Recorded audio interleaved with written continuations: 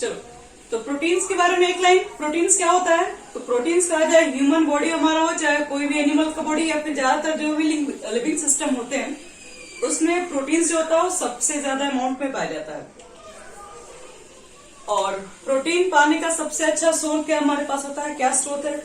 तो सबसे पहला तो मिल्क। डेली मिल्क पीते रहो, प्रोटीन्स मिलते रहेगा उसके अंदर। चीज वगैरह में प्रोटीन्स पाए जाते हैं। पल्सेस में भी प्रोटीन्स हैं, फिश में भी प्रोटीन्स हैं, मीट में भी प्रोटीन्स हैं। मीट क्या होता है? चलो, मीट तुम्हारा ह्यूमन बॉडी, सब ह्यूमन का ही एनिमल बॉडी रहता है, और ये सब तो बता दिया, एनिमल बॉडी प्रोटीन्स का ही मिलकर बना रहता है, तो वही आपको प्रोटीन्स मिलता है उन लोग से। फिर प्रोटीन्स हमें क्यों जरूरत पड़ती है? तो they are required for growth and maintenance of body. एक बॉडी के ग्रोथ और उसको मेंटेन करने के लिए हमें प्रोटीन्स की रिक्वायरमेंट्स होती है, ये पहली बात है। और सबसे इंपॉर्टेंट बात अब यही सीखने जा रहे हैं, all proteins are polymers of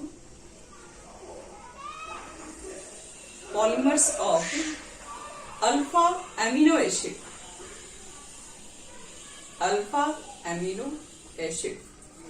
ये बड़ी बात है। जितने भी आपको प्रोटीन्स दिखाई पड़ेंगे उसके अंदर अल्फा एमिनो एसिड पाई जाती है। अब ये अल्फा एमिनो एसिड कैसा होता है आपको वो समझा रहे हो।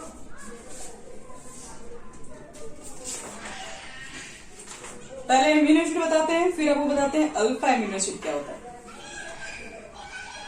चलो बेटा,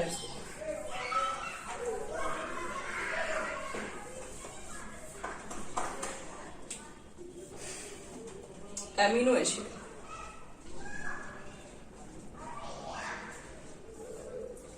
जितने भी हमारे पास प्रोटीन्स है उसमें उस सब के सब एमिनो एसिड से मिलके बना हुआ है। तो एमिनो एसिड क्या होता है? तो amino acid are compound amino acid are compound that contain at least one carboxyl group यानी कि COOH group and one amino group मतलब NH2 ग्रुप होना चाहिए। यानी वैसे कोई भी कंपाउंड जिसमें कम से कम एक तो कार्बोक्सिलिक एसिड का ग्रुप होना चाहिए और एक एमिनो का ग्रुप होना चाहिए, तभी तो एमिनो भी मिलेगा और एसिड मिलेगा, तो एमिनो एसिड बनेगा। तो हम लोग को ये चेक करना है कि अल्फा अमीनो एसिड क्या आपके पास होता है। तो देखो, अल्फा ही सिर्फ नहीं होता, अल्फा भी होता है, बीटा भी होता है, गामा भी होता है, डेल्टा भी होता है, बहुत तरह के अमीनो एसिड होते हैं। अल्फा अमीनो एसिड जो आपके पास होगा जैसे COOH ग्रुप में होगा NH2, यानी कि COOH के अगर हम इसकी पोजीशन से अगर हम रिलेट करें तो इसके रिस्पेक्ट में ये पहला कार्बन है, और पहले कार्बन को हम लोग अल्फा बोल रहे हैं। यहाँ पे अल्फा कार्बन के ऊपर अगर NH2 ग्रुप अटैच रहेगा तो उसको अल्फा एमिनो एसिड बोलेंगे।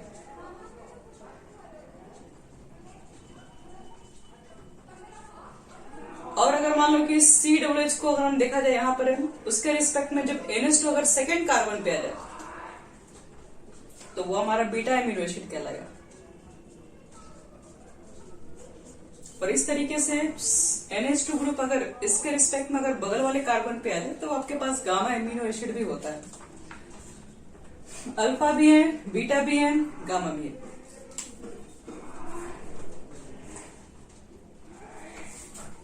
और इसमें समझो, जितने भी आपके पास एमिनो एसिड हैं, टोटल एमिनो एसिड में एक ऐसा एमिनो एसिड है, मतलब ऐसे जनरली आप देखेंगे एमिनो एसिड जो होता है वो ऑप्टिकली एक्टिव होता है।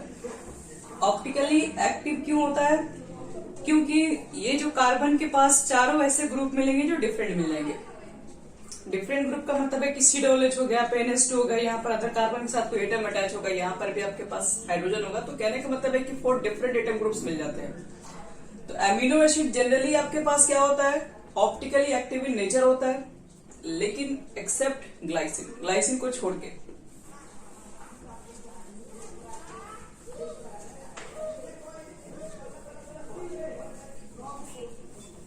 लिखो पहले, एक्सेप्ट कौन कौन से एमिनो एसिड आपको बताएंगे, पहले आप कुछ लिख लेते हैं। एक्सेप्ट ग्लाइसिन, ग्लाइसिन को अगर छोड़ दिया जाए तो all amino acid, all amino मत करो, all alpha amino acid, all alpha amino acid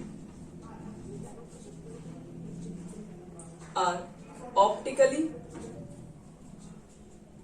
active in nature.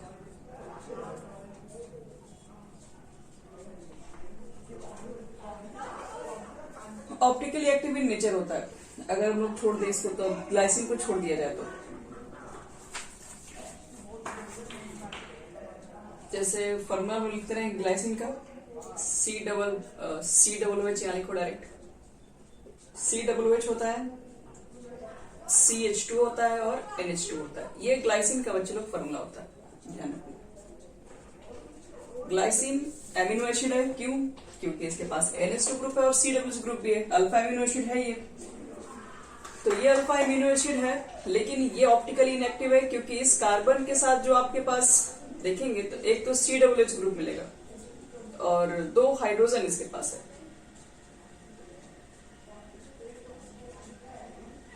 तो यहाँ देख सकते हो चारों ग्रुप यहाँ पर डिफरेंट नहीं है, ये 2 ग्रुप सेम मिल गया, तो ये ऑप्टिकली इनएक्टिव होता है। तो अल्फा एमिनो एसिड में याद रखना ये एक्सेप्शनल है, बाकी सब में ऑप्टिकली एक्टिव है ये, इसलिए ये थोड़ा इंपॉर्टेंट क्वेश्चन में आ जाता है। बार बार क्वेश्चन एग्जाम में पूछा भी जाता है कि कौन सा ऐसा एमिनो एसिड है जो कि ऑप्टिकली इनएक्टिव है। तो ग्लाइसिन एक ऐसा आपके पास एमिनो एसिड होता है, अल्फा एमिनो एसिड, जो कि ऑप्टिकली इनएक्टिव है। और इसके अलावा जो आपके पास अदर एमिनो एसिड होंगे, जैसे हम यहाँ पे R लिख दे रहे हैं, CH हो गया, NH2 हो गया, ये अल्फा एमिनो एसिड हो गया। इसके अलावा कोई भी अगर आपके पास है, वो सब के सब ऑप्टिकली एक्टिव में आते हैं, optically active alpha amino acid.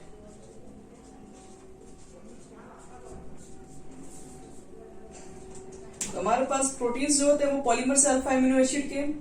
इसका मतलब ये होता है कि अगर हम प्रोटीन को अगर हाइड्रोलाइसिस करें, प्रोटीन को जब आप कोई हाइड्रोलाइसिस कीजिएगा तो उसके अंदर सिर्फ और सिर्फ अल्फा एमिनो एसिड ही मिलेगा, बस। इसलिए हम लोग कहते हैं कि प्रोटीन जो होता है polymer of alpha amino acid है। दूसरी बात है, all naturally occurring alpha amino acid are लेवोरोटेटरी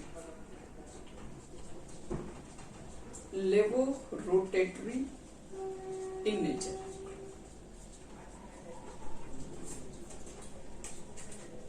देखिए, अगर देखा जाए हमारे पास जितने भी अल्फा एमिनो एसिड है, अगर वो नेचुरली मतलब अगर वो नेचर से एग्जिस्ट करते हैं, तो वो सब के सब अल्फा एमिनो एसिड जो है वो लेवोरोटेटरी है। एंटी क्लॉकवाइज वो प्लेन और पोलराइज को रोटेट करते हैं, लेकिन एक्सेप्ट में लिख देना है ग्लाइसिन।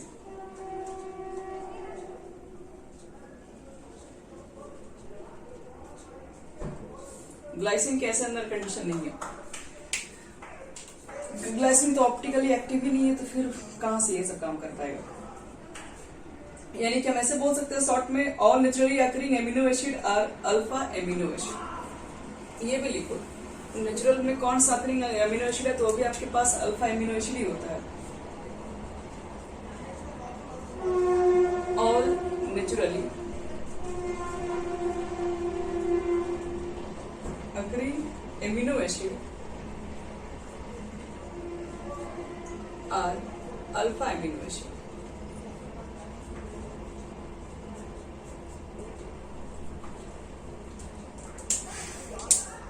पहले लोग पढ़े प्रोटीन्स क्या होता है, building block of human and animals, उसको तुमको प्रोटीन्स कहते हैं। प्रोटीन्स क्या होता है, प्रोटीन्स कैसे मिलकर बने रहते हैं, अल्फा एमिनो एसिड से। अल्फा एमिनो एसिड क्या आपके पास है, तो अल्फा एमिनो आपके पास जो एसिड होता है, जिसमें बता दिए कि एक एमिनो एसिड से बने रहते हैं, एमिनो एसिड के अंदर अल्फा एमिनो एसिड ही रहता है, और अल्फा एमिनो एसिड क्या होता है, तो वही NH2 ग्रुप COOH के रिस्पेक्ट में अल्फा पोजीशन पर होने चाहिए NH2 ग्रुप।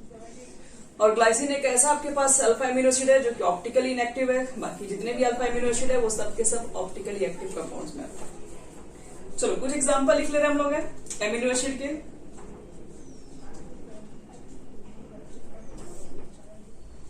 फॉर एग्जाम्पल पहला एग्जाम्पल वो देखोगे, कुछ लिख रहे, देखो बुक में आप एनसीईआरटी देखोगे, वहां पे सब एग्जाम्पल लिखा हुआ है, ठीक है, तो आपको लिखना वही से, कुछ इंपॉर्टेंट एग्जाम्पल है आपको जो बता दें। ग्लाइसिन जस्ट अभी बताया हमने, NH2 यहाँ रहेगा, यहाँ पर आपका COOH ग्रुप होता है, और एक H यहाँ पर, दूसरा H यहाँ पे। एक हमारे पास और है एलानिन, COOH ग्रुप यहाँ पर है, NH2 यहाँ पर आपके पास होता है, ये H ग्रुप है, और यहाँ CH3 होता है। फिर नेक्स्ट हमारे पास होता है वैलिन, VALIN।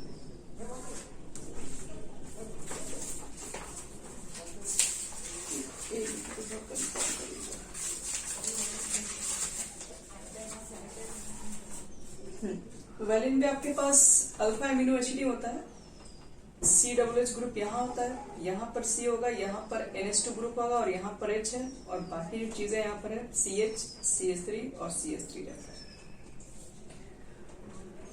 एक और हमारे पास है ल्यूसिन,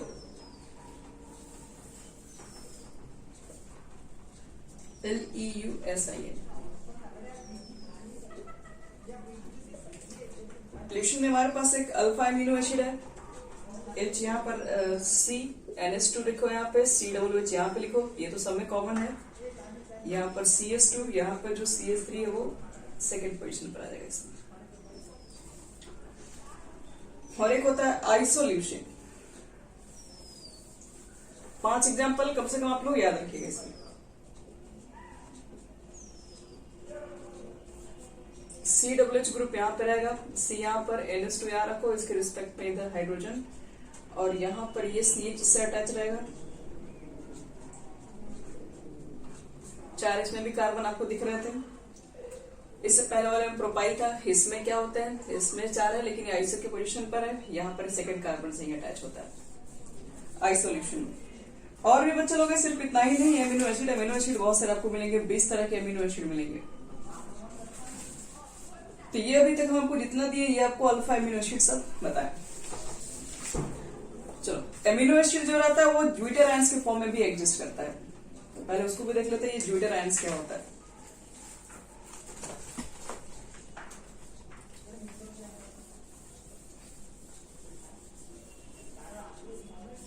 देखो, zwitter ions, ZWITTER।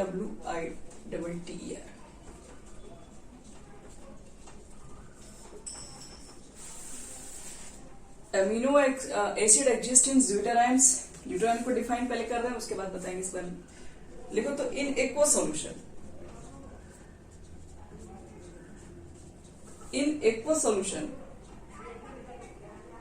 The carbonyl group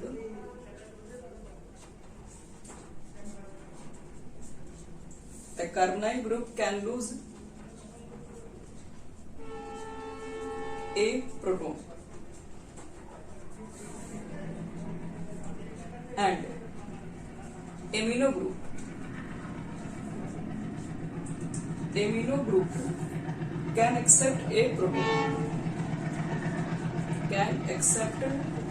proton,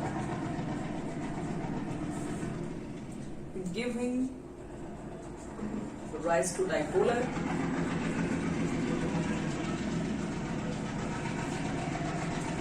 ion is known as Zuiter ion.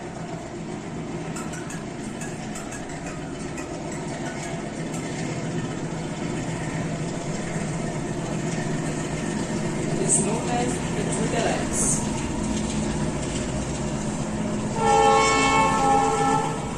This is neutral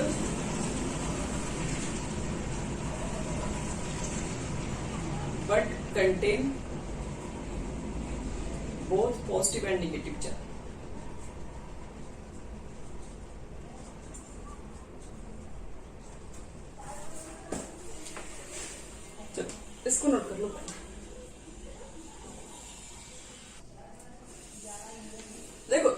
ions क्या होता है, इसमें कभी कभी इससे भी क्वेश्चन आपको रहेगा। कह रहा है कि अगर मान लो कि आपके पास एमिनो एसिड को आपने एक्वा सॉल्यूशन में डाल दिया, तो एक्वा सॉल्यूशन में डालने के बाद जो उसका कार्बोनाइल जो ग्रुप होता है, कार्बोनाइल जो पार्ट होता है, कार्बोनाइल पार्ट में क्या करता है कि वहां पे इलेक्ट्रॉन को लूज कर देता है। मतलब इलेक्ट्रॉन कह रहे हैं, ये प्रोटॉन को लूज कर देगा। प्रोटॉन का मतलब हो गया बच्चे लोग H प्लस। H प्लस क्या होता है कि आपके पास जो कार्बोनाइल एसिड जो ग्रुप है, यानी COOH जो ग्रुप है, COOH ग्रुप क्या करता है, प्रोटॉन को लूज करता है। प्रोटॉन को लूज का मतलब होता है H प्लस को लूज कर देता है, और वो H प्लस को एक्सेप्ट कौन कर लेता है, तो उसी ग्रुप में प्रेजेंट एमिनो ग्रुप क्या करता है, वो H प्लस को गेन कर लेता है। इससे क्या होता है कि लूज करने की वजह से वो नेगेटिव चार्ज और गेन करने की वजह से इसके ऊपर एक पॉजिटिव चार्ज क्रिएट हो जाता है, जिसकी वजह से मॉलिक्यूल्स के अंदर ही क्या होता है, पोलर नेचर आ जाता है, वो डाइपोल हो जाता है। और इस तरह के पोलैरिटी को जो क्रिएट होते हैं एमिनो एसिड के अंदर, उसको ज्यूटर आयंस कहते हैं। ये एक्चुअल में न्यूट्रल है, क्योंकि इसके अंदर पॉजिटिव भी चार्ज प्रेजेंट रहता है और नेगेटिव चार्ज भी प्रेजेंट है। जैसे एग्जाम्पल देके समझा रहे हैं। जैसे यहां देखो, ये अल्फा एमिनो एसिड है, R हो गया आपके पास, CH NH2 ग्रुप है और COOH है। इसको एक्वा सॉल्यूशन में डालो। एक्वा सॉल्यूशन में डालने के बाद क्या होगा कि ये अपना H प्लस यानी प्रोटॉन डोनेट करेगा। प्रोटॉन डोनेट करने के बाद ये क्या हो जाएगा, COO पे ऊपर एक माइनस चार्ज आएगा, और ये जो H प्लस है इसको गेन कर लेगा। अब गेन कर लेगा तो ये अपना इसको lone pair provide, H plus है जैसे ही बाहर निकलेगा तो ये अपना लोन पेयर प्रोवाइड करके किसी साथ बॉन्ड बनाएगा। तो लोन पेयर इसको दे रहा है तो इसके ऊपर पॉजिटिव चार्ज आ जाएगा। तो इसी तरीके से डाइपोल बन जाता है, डाइपोलर कंपाउंड बन जाता है। इसी को हम लोग ज्यूटर आयंस कहते हैं। ये हमारा एमिनो एसिड है और इसको ज्यूटर आयंस कहते हैं।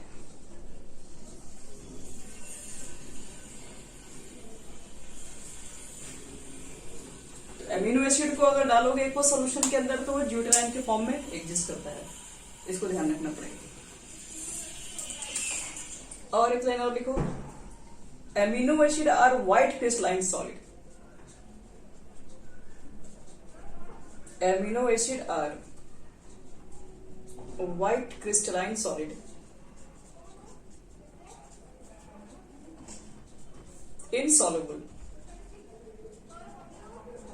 insoluble in organic solvent, insoluble in organic solvent, but soluble in polar solvent.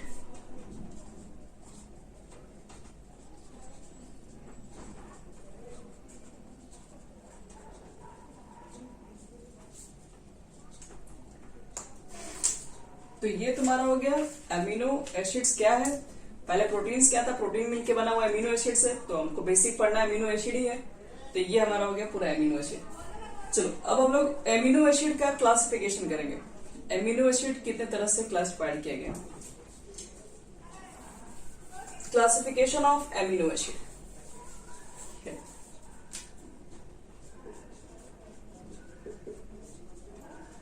Classification of amino acid.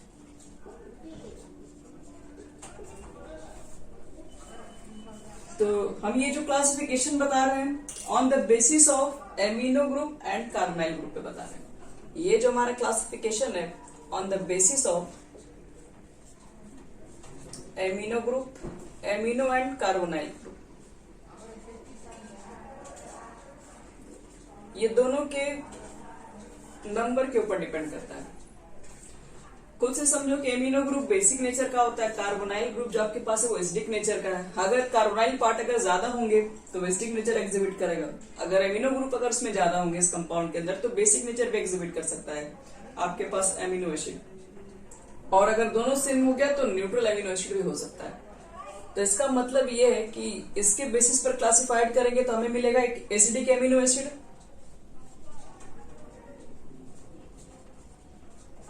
Second से क्लासिफिकेशन होगा basic amino acid,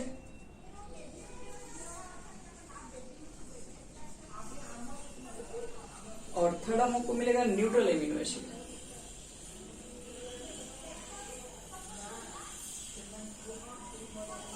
acidic, basic और न्यूट्रल। अब ये हमारा एसिडिक और बेसिक और न्यूट्रल क्या होगा, तो एसिडिक का मतलब है कि जिसमें कार्बोक्सिलिक ग्रुप ज्यादा होगा, एसिडिक एमिनो एसिड।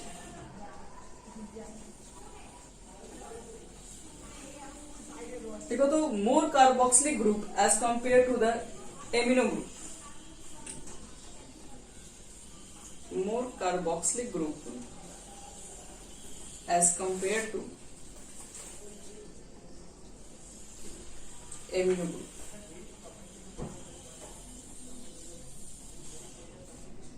जिसमें कार्बोक्सिलिक ग्रुप ज्यादा होने चाहिए एमिनो के कंपेयर में, उसी को हम लोग बोलेंगे एसिडिक। सेम कंडीशन आपके पास बेसिक एमिनो एसिड का होगा, इसमें बेसिक ग्रुप यानी कि NH2 ग्रुप वाले ज्यादा होने चाहिए। और न्यूट्रल का मतलब हो गया जिसमें दोनों के दोनों ही सेम रहेंगे, वो आपके पास न्यूट्रल हो जाएंगे। तो ये तुम्हारा क्लासिफिकेशन एसिडिक बेसिक, ये नंबर पर डिपेंड करता है कौन सा पार्ट आपके पास ज्यादा है, उसी के अकॉर्डिंग इसको क्लासिफाई किया गया। तो ये उतना मेन नहीं है इसका क्लासिफिकेशन। अब इसका नेक्स्ट क्लासिफिकेशन बताएंगे एमिनो एसिड का, जो कि हम लोग पर डिपेंड करता है कि कौन सा एसिड हमारे लिए जरूरी है, कौन सा नहीं जरूरी है। मतलब एक इसेंशियल एमिनो एसिड होता है और एक नॉन इसेंशियल एमिनो एसिड होता है। यानी कि ये हमारे पास क्या है, ये थ्योरेटिकल क्लासिफिकेशन है।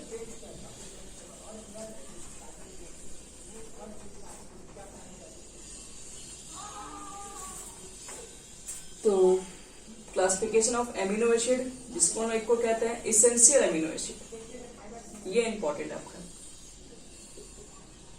Essential amino acid. और सेकंड हमारे पास होगा एक और होता है नॉन इसेंशियल।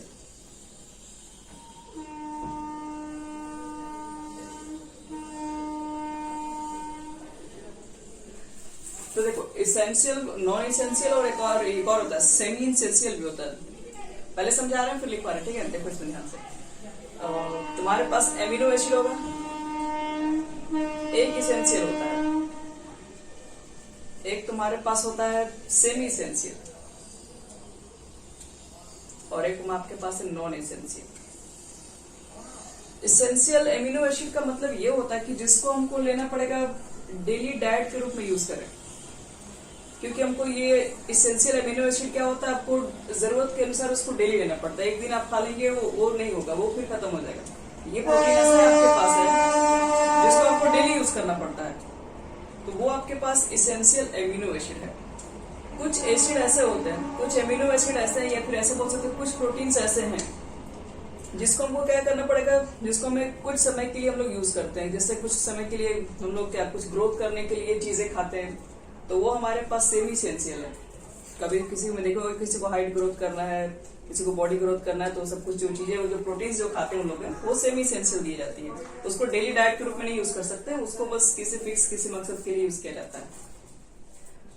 और एक नॉन इसेंशियल एसिड होता है, नॉन इसेंशियल एमिनो एसिड जो हमारे पास है, ये हमारे बॉडी के लिए रिक्वायरमेंट्स नहीं है, लेकिन ये हमारे पास प्रेजेंट रहता है। तो इसी में हमें देखना है कि कौन सा इसेंशियल एमिनो एसिड है, ठीक है, और इसके एग्जांपल्स में कौन कौन से आएंगे, ये सब चीजें इंपॉर्टेंट होता है। तो दो ही पार्ट आपको पढ़ने के लिए मिलेगा, basic essential amino acid, essential और सेमी इसेंशियल, इसी के अंदर सब आ जाएंगे। लिखो इसमें the amino acid, the amino acid which can be synthesis, एक minute, which cannot be synthesis in body। वैसे एमिनो एसिड जो कि सेंसाइज नहीं हो पाते हमारे बॉडी के अंदर, और एंड मस्ट बी ऑब्टेन्ड, जो हमारे बॉडी में ही रहते लेकिन हमारे बॉडी को उसकी जरूरत है, तो हमें क्या करना पड़ेगा, उसको डेली लेना पड़ेगा डाइट के फॉर्म में। तो the amino acid which can not be synthesis in body and must B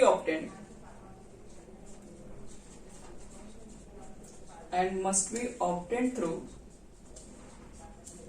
A diet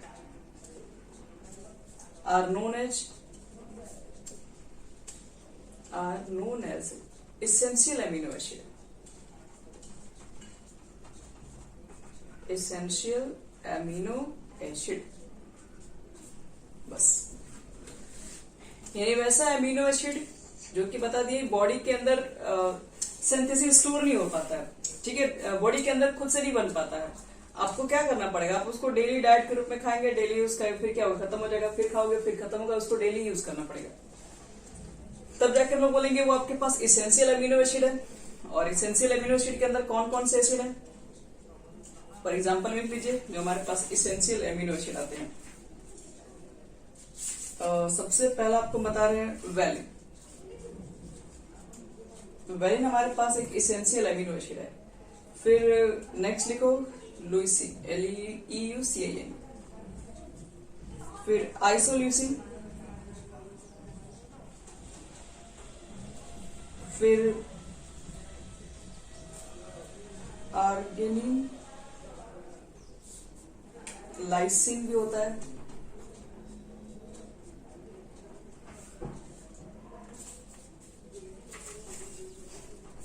NCERT में चलो बुक निकालोगे तो लोगों को मिल जाएगा। स्टाइडाइन भी होता है, ट्राइटोफैन भी होता है, फिर मेथियोनिन होता है, फिनाइलेमिन होता है। तो वहां से आप लोग देख के लिख लीजिएगा, मैं किसी करते हैं, लेकिन जरूर से ये वाला टॉपिक जरूर पढ़ लीजिएगा, इंपॉर्टेंट होता है। इसेंशियल एमिनो एसिड, और दूसरा हमारे पास है नॉन इसेंशियल।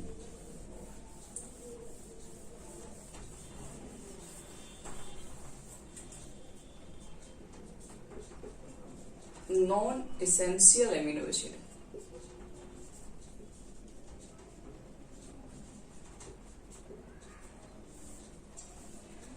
देखो तो the amino acid which cannot be synthesis, sorry which can be synthesis, the amino acid which can be synthesis in the body are known as non-essential amino acid।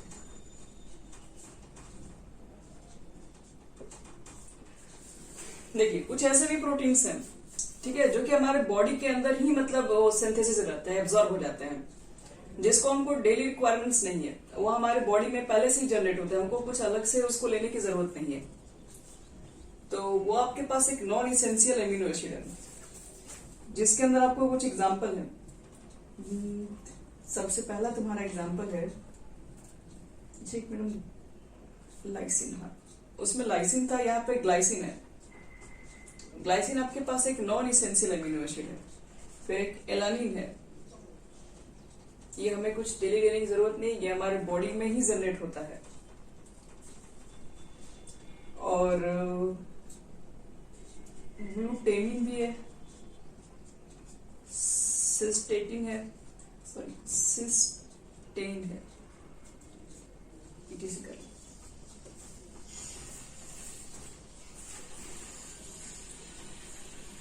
तो ये non essential amino acid है, देख लीजिएगा, उसमें और भी examples है, 20 example है। हमारे सपने निकाल के आपको लिख के इसको याद करना, एक बार अच्छे से देख लेना। इसको याद करना थोड़ा मुश्किल है, नेम भी इसका थोड़ा टफ है।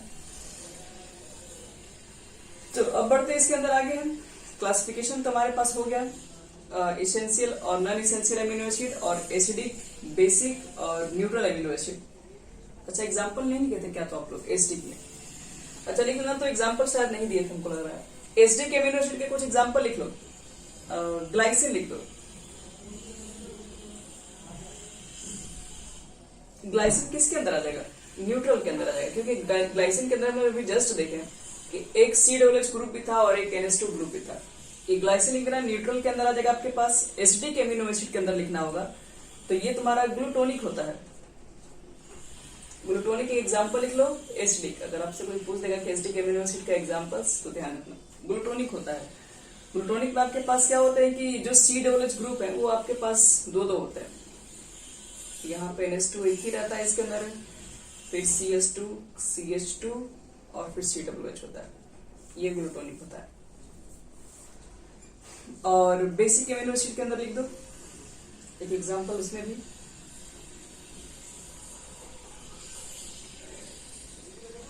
बेसिक एमिनो एसिड के अंदर लाइसिन लिख दो।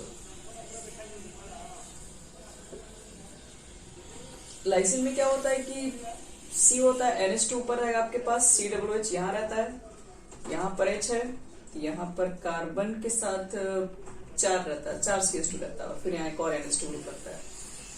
तो इसमें दो NH2 ग्रुप दिख रहे होंगे, COOH कंपेयर में दो NH2 ग्रुप है, इसलिए ये क्या होता है, बेसिक होता है। तो लाइसिन एक बेसिक एमिनो एसिड है, ग्लाइसिन न्यूट्रल है, ग्लूटोनिक एक एसिडिक में आएगा।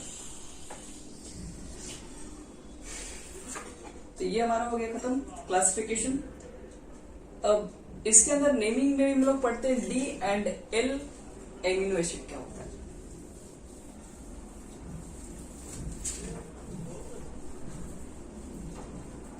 लिखो DL एमिनो एसिड।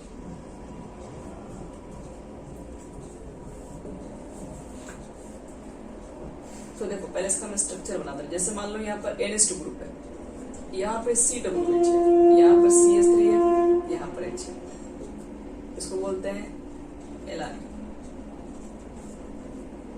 इसको डी एलानिन बोलते हैं।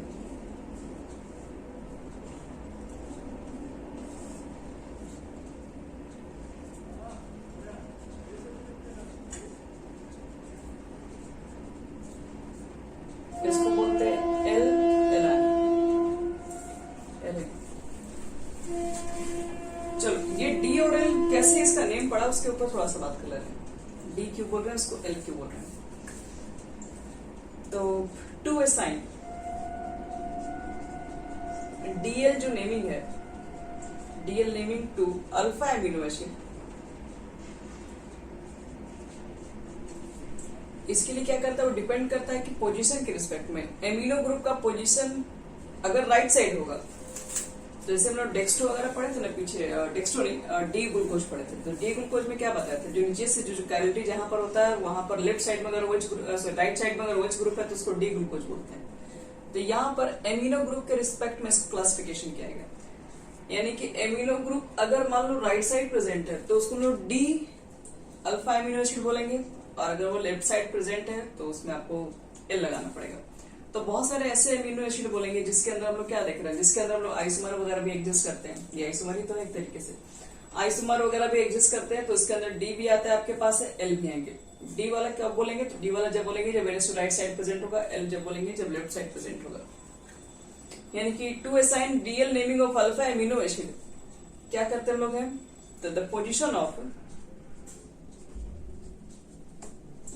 Of NH2 group, the position of NH2 group at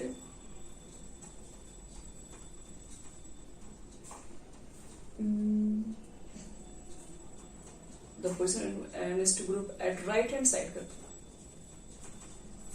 right hand side is called D amino acid, और NH2 ग्रुप का पोजीशन अगर लेफ्ट हैंड साइड होगा तो उसको एल एमिनो एसिड कहेंगे। और ऐसे हम लोग जानते हैं कि जितने भी आपके पास जो नेचुरल एमिनो एसिड होता है वो सब के सब याद रखना है एल एमिनो एसिड ही होता है, अगर नेचुरल अगर क्वेश्चन में डायरेक्ट होता है तो ये हमारा था क्लासिफिकेशन। इसमें एक छोटा सा और पॉइंट होता है जिसका नाम है आइसो इलेक्ट्रिक पॉइंट।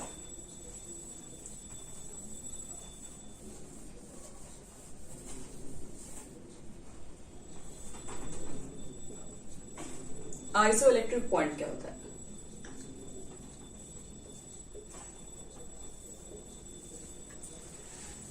तो देखो आइसो इलेक्ट्रिक पॉइंट का मतलब ये होता है कि जैसे अभी हम लोग ज्यूटर आयंस जो देखे हम लोग ध्यान से, ज्यूटर आयंस में क्या था आपके पास, ज्यूटर आयंस पे हम लोग देखे थे कि एक आपके पास एमिनो ग्रुप्स रहता है जो कि आयन के अंदर कन्वर्ट हो रहा है, तो उसके अंदर पॉजिटिव भी चार्ज है नेगेटिव भी चार्ज है। तो उस कंडीशन पे जो भी आपके पास जब कॉन्सेंट्रेशन एनायन वाले पार्ट और केटायन वाले पार्ट जब सेम हो जाएंगे तो हम लोग बोलेंगे कि उस पोजीशन पे जो भी पीएच का वैल्यू रहेगा, और जो भी पीएच का वैल्यू होगा उसी को आइसोइलेक्ट्रिक पॉइंट बोलेंगे। यानी कि देखो शॉर्ट में बोल रहे हैं the pH value, the pH value छोड़ो पीएच समझ लो, the pH at which amino acid, the pH at which amino acid exists as deuterion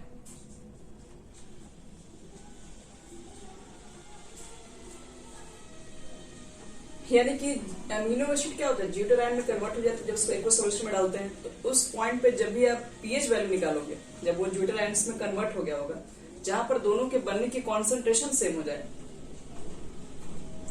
ड्यूटेरायंस zwitterionic form is called isoelectric point कहा जाता है उसको।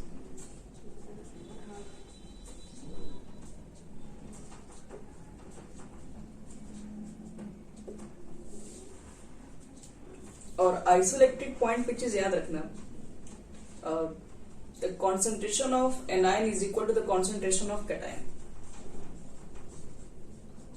The concentration of anion is equal to हो जाना चाहिए कॉन्सेंट्रेशन ऑफ कैटायन। ये दोनों हो जाना चाहिए, मतलब एक H प्लस रिलीज करेगा तो दूसरा गेन भी कर लेना चाहिए, वहां पर दोनों का कॉन्सेंट्रेशन सेम हो जाना चाहिए। यानी कि हम लोग पीएच का वैल्यू, ठीक है, और पीएच के वैल्यू जो भी है, आइसोइलेक्ट्रिक पॉइंट हम लोग तब कहेंगे उसको, पीएच को पीआई तब कहा जाता है जब कॉन्सेंट्रेशन जो है आपके पास है कैटायन का इक्वल रहता है कॉन्सेंट्रेशन ऑफ एनायन के। अगर दोनों का कॉन्सेंट्रेशन अगर सेम है तो यहां देखो, इसको एक टर्म में और डिफाइन करते हैं, the pH at which amino acid movement net zero, the pH at which the amino acid movement is zero।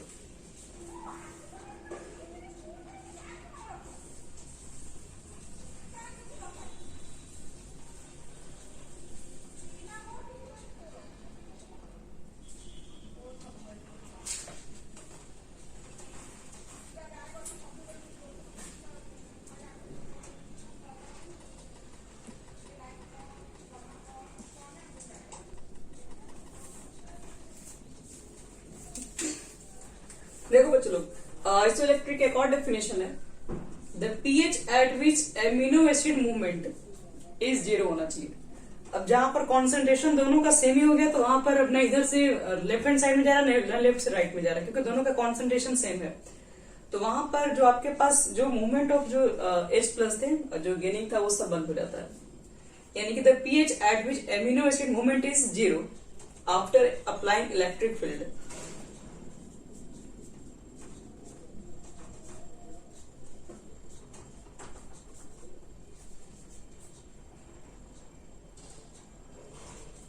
After applying electric field is called isoelectric point, is called isoelectric point।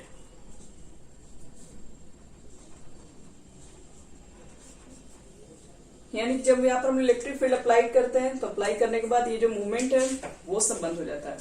तो इस तरह के जब भी condition होंगे उस समय जो भी पीएच वैल्यू को नोट कर लो, जो भी आएगा वही आपको आइसोइलेक्ट्रिक पॉइंट बताएगा। जैसे हम लोग इलेक्ट्रोफोर्सिस जो पढ़े थे, द मूवमेंट ऑफ चार्ज होते हैं जो कि पार्टिकल्स जो मूव करते हैं, जब हम लोग इलेक्ट्रिक फील्ड जब अप्लाई करते हैं तब वो इलेक्ट्रोफोर्सिस कहलाता है। जैसे पीएच का वैल्यू अगर पीआई से कम है, इसको समझना ध्यान से। पीएच का मतलब आपके पास है, जैसे कि पीआई का मतलब हम लोग बोल रहे हैं कि जहां पर कॉन्सेंट्रेशन दोनों का सेम हो जाए, कैटायन का भी और एनायन का भी, जहां पर मूवमेंट रुक जाए। तो मान लो कि अगर पीआई का वैल्यू पीएच से अगर ज्यादा है तो मूवमेंट किसको किधर होगा, तो यहां पर हम लोग देखेंगे कि पीआई का वैल्यू अगर ज्यादा होगा तो एमिनो एसिड जो आपको मिलेगा will exist in cationic, will exist as cation and will move towards cathode।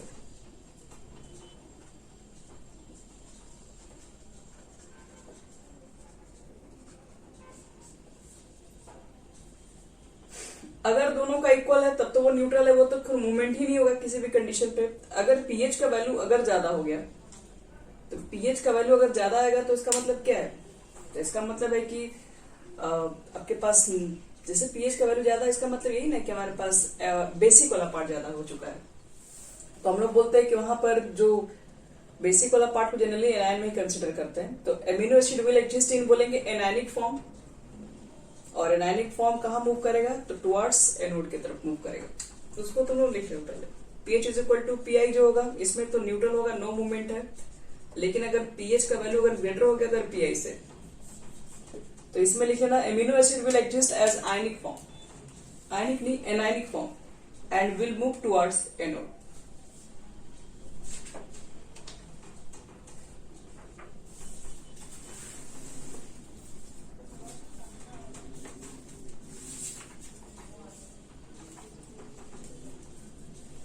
Isoelectric point एक पीएच वैल्यू को बताता है जिस पर हम लोग इलेक्ट्रिक फील्ड अगर अप्लाई कर दें उस क्या बोलते हैं एसडी के ये आपके पास एमिनो एसिड के एक्वस सॉल्यूशन में, तो जहां पर फ्लो ऑफ जो H प्लस थे, जो गेन और लूज जो हो रहा था, वो सब चीजें बिल्कुल बंद होने चाहिए, मतलब किसी तरह का कोई मूवमेंट नहीं होना चाहिए।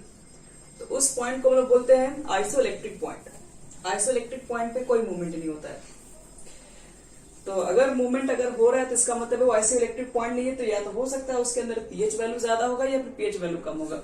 अगर उसमें पीएच वैल्यू अगर ग्रेटर आ रहा है पीआई वैल्यू से, तो इसका मतलब है पीएच ज्यादा है। इसका मतलब है कि क्या ज्यादा वाला पीएच वैल्यू जो होता है वो बेसिक की तरफ पड़ता है, वो एनायन की तरफ पड़ता है। और एनायन होगा तो वो कहाँ जाएगा, वो एनोड की तरफ मूव करेगा, नेगेटिव चार्ज पॉजिटिव की तरफ मूव करेगा। चलो उसके बाद हमारे पास एक और टॉपिक होता है स्ट्रक्चर ऑफ प्रोटीन। प्रोटीन का स्ट्रक्चर कैसे बना है और स्ट्रक्चर की बेसिस से भी डिफाइन किया गया है। ग्लोबुलर प्रोटीन पढ़ते हैं और फाइब्रस प्रोटीन पढ़ते हैं, तब जाके हमारे लास्ट उसके बाद खत्म हो जाएगा। तो खैर ग्लोबुलर और उसको हम लोग कल ही करेंगे, आपको स्ट्रक्चर के बारे में थोड़ा आइडिया दे रहे हैं। स्ट्रक्चर ऑफ प्रोटीन्स,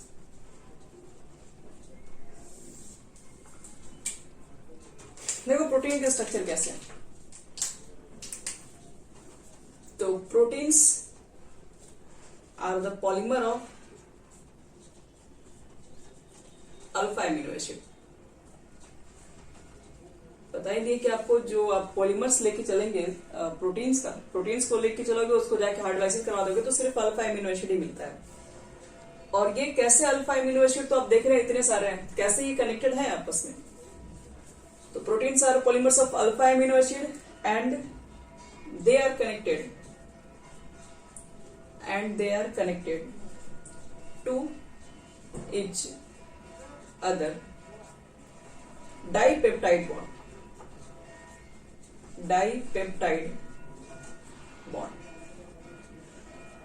देखिए सिर्फ डाइपेप्टाइड ही, और भी हो सकते हैं। डाइपेप्टाइड बॉन्ड के थ्रू ये कनेक्ट होते हैं chemically. Peptide bond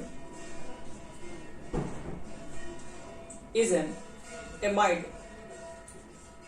formed between COOH group and NH2 group। बस देखो प्रोटीन्स जो हमारे पास होते हैं, एक मिनट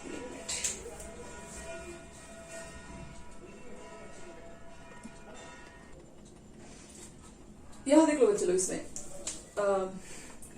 प्रोटीन्स आपके पास बोल रहा है पॉलीमर से अल्फा एमिनो एसिड और कनेक्टेड होते हैं डाइपेप्टाइड बॉन्ड के थ्रू। और ये डाइपेप्टाइड बॉन्ड क्या होता है, तो केमिकली कहा जाता है ये केमिकल बॉन्ड होता है जो कि एमाइड लिंकेज का होता है, जो COOH और NH2 ग्रुप से निकला है। जैसे इसका मतलब क्या है, जैसे मान लो कि मेरे पास कोई अल्फा एमिनो एसिड है, मान लो NH2 है, C डबल बॉन्ड O है और यहाँ पे AOH है। ये हमारा अल्फा एमिनो एसिड है जिसको हम लोग पढ़े थे, ग्लाइसिन का ही फॉर्मूला आपको दिख रहा है। एक मिनट, C छूट रहा है, CH2 और यह हमारा NH2 है। और दो अल्फा एमिनो एसिड ले लो, तो ये आपके पास NH2 ग्रुप हो गया। ये CH3 वाला ले लो, COOH।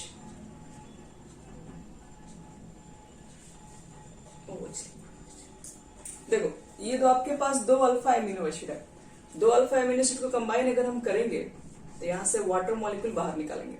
वाटर मॉलिक्यूल जैसे बनेगा ये दोनों आपस में अटैच हो जाएगा। जैसे ये बॉन्ड अटैच होगा तो ये दिख रहा है कि ये आपके पास COO ग्रुप है और यहाँ पर NH ग्रुप है। ये दोनों आपस में जब ऐड होगा तो साथ में CONH ग्रुप आ जाएगा। यही एमाइड लिंकेज होता है और इसी एमाइड लिंकेज के थ्रू, इसी एमाइड लिंकेज को लोग पेप्टाइड बॉन्ड बोलते हैं, जिसमें एसिड एक पार्ट का और एक पार्ट का NH ग्रुप ऐड रहता है, तो एमाइड लिंकेज क्रिएट होता है।